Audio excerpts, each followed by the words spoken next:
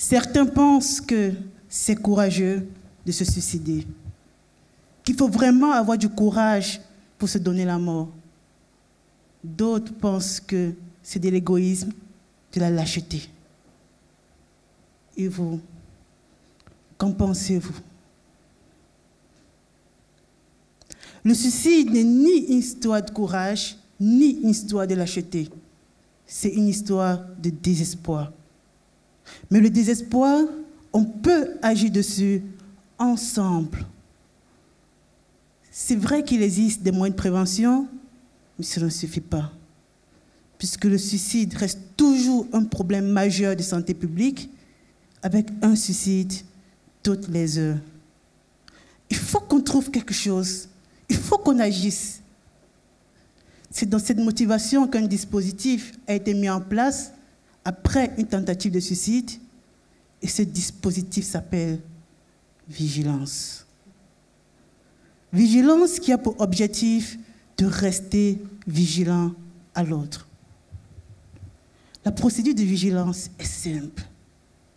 Dès la sortie de l'hôpital, après une tentative de suicide, le patient reçoit une petite carte sur laquelle est mentionné le numéro de vigilance à appeler en cas de besoin.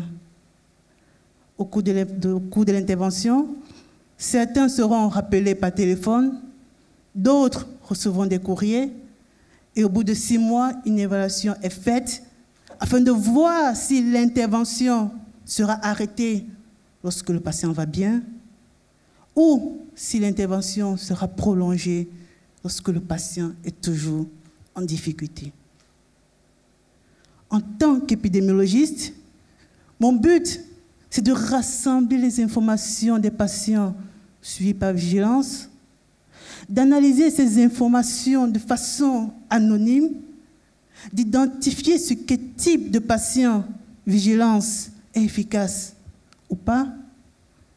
Oui, parce que certains ne sont pas réceptifs au dispositif lors de l'intervention et par conséquent, on doit redoubler d'efforts pour éviter que ces personnes ne refassent une nouvelle tentative de suicide.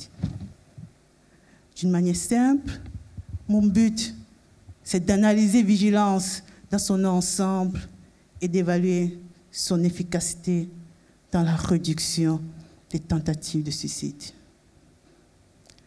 Vigilance est là pour dire à la personne qui est en souffrance que quelqu'un qui est, il se préoccupe de lui.